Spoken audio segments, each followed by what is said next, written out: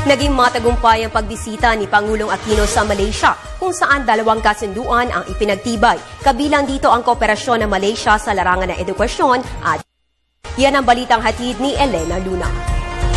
Pinagtibay ng Pilipinas at Malaysia ang dalawang kasunduan sa ginawang state visit ni Pangulong Aquino sa Malaysia. Naging saksi sina Pangulong Aquino at Prime Minister Najib Abdul Razak sa paglagda ng Agreement on Cultural Arts and Heritage. May pinagtibay ding bagong kasunduan sa edukasyon na ayon sa Embahada ng Pilipinas ay magbibigay ng pagkakataon na magkaroon ng alternatibong pag-aaral ang batang anak ng mga Pilipinong nasa Malaysia. Ang pagkikita ng dalawang leader ang naging pagkakataon rin para personal na pasalamatan ni Pangulong Aquino ang Malaysia sa tulong at donasyon para sa mga biktima ng bagyong Yolanda. The solidarity the people of Malaysia showed my countrymen in the wake of Typhoon Haiyan was a true display of our common commitment to look after the well-being of each other and to ensure our continued growth as brother nations. Your Excellency, I speak on behalf of our people when I say the Filipino people never forget acts of kindness. On behalf of my countrymen, please accept my sincerest gratitude. Terima kasih at maraming salamat. Nagpasalamat rin ang Pangulo sa Malaysia sa suporta ang ibinigay nila sa Pilipinas pangkapayapaan ng pamahalaan at MILF. Kasabay nito, inimbitahan ng Pangulo ang Prime Minister na bumalik ng Maynila para sa paglagda ng Comprehensive Agreement on the Bangsamoro matapos makumpleto ang 4 na annexes sa Malaysia.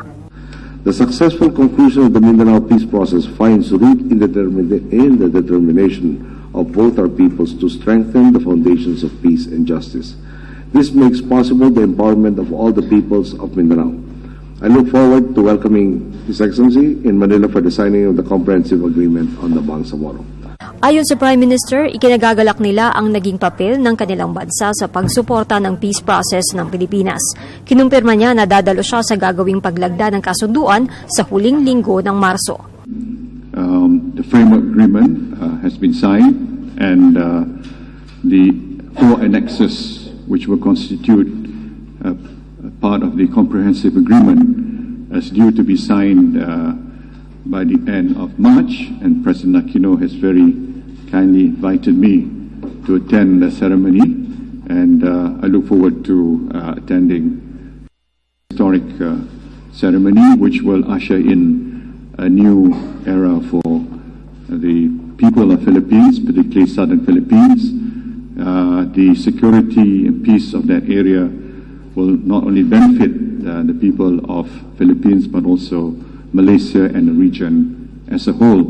Noong lagdaan ng Bangsamoro Framework Agreement Oktubre taong 2012, pumunta ng Pilipinas ang Prime Minister para maging saksi. Para sa Telebisyon ng Bayan, Elena Luna, Kuala Lumpur, Malaysia.